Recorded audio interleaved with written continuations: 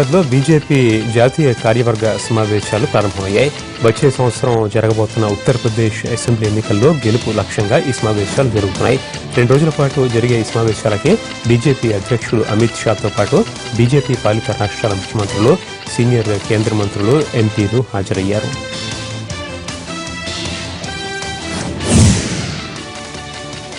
బ్రెజిల్లో పొలిటికల్ రగడ పతాక స్థాయికి చేరిందే.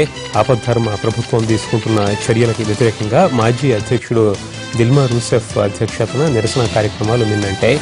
వర్కర్స్ పార్టీ ఆధ్వర్యంలో బ్రెజిల్ వ్యాప్తంగా 40 నగరాల్లో ప్రజలు ఆందోళన చేశారు.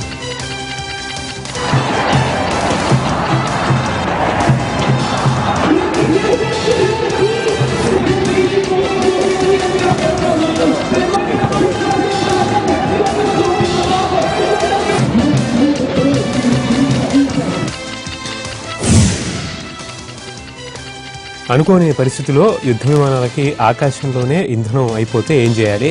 సాధారణంగా పెద్ద పెద్ద ఫైటర్ జెట్లకైతే ఇలాంటి సమస్య రాకపోవచ్చు. కానీ చిన్న విమానాలకి ఇబ్బంది వచ్చి ఎమర్జెన్సీ ల్యాండింగ్ చేయాల్సిన అవసరం లేకుండా పరిష్కారం కనుక్కుంది నేటో.